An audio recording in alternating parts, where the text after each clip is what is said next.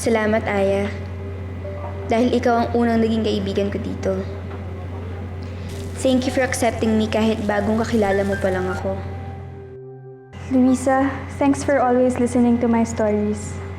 I've always considered myself lucky to have a friend like you. Thanks, Rick, for teaching me new things.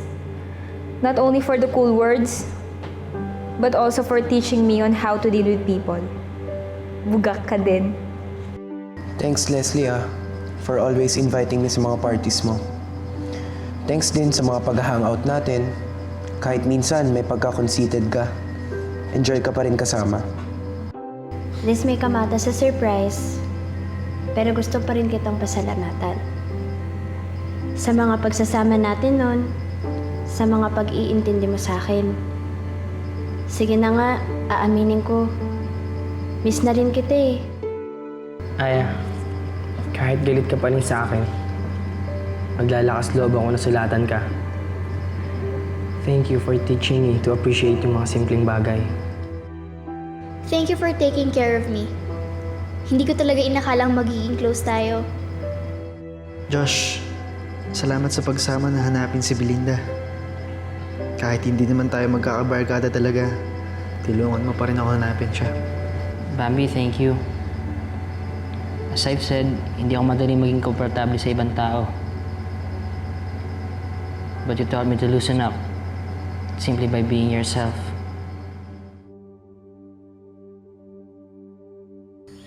Oh guys, are you happy with your thank you letters? Yes, sir. Alam nyo, it is important that you don't take anything or anyone for granted. You should never miss a chance to say thank you to someone. Huwag nyo laging i-assume na alam na niya yon, naintindihan na niya yon, nararamdaman na niya yon, or understood na sa kanya yon.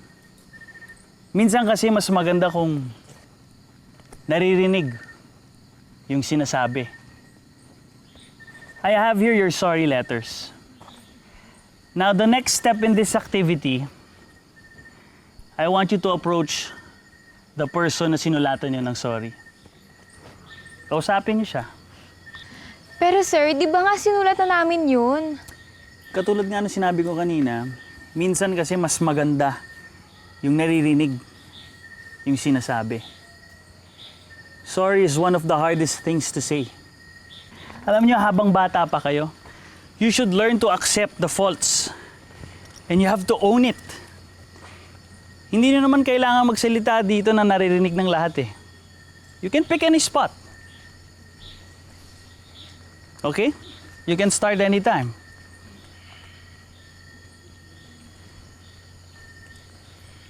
Okay, ganito. Mukhang walang gusto magsimula eh. I will choose na lang kung sinong pwede mag-initiate.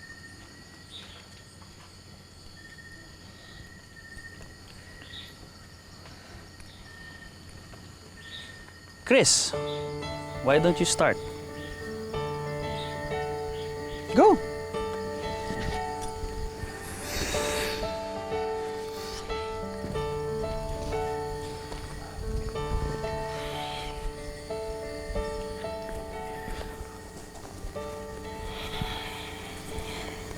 Aya, sorry na talaga. Last night na natin dito. Tayo kung bumalik tayo ng school, galit ka pa rin sa akin. Aya, importante ka sa akin. At ang laki kong tanga dahil sinira ko lang yung tiwala mo. Aya, please, give me another chance. Babawi ako. Hindi ako titigil hanggat di mo ko pinapatawad. Ano naman yun, Aya? Huwag natin patagalin pa tong away natin. Alam mo kung alam mo lang, hindi talaga ako mapakali. Aya, takot ako mawala ka sa buhay ko.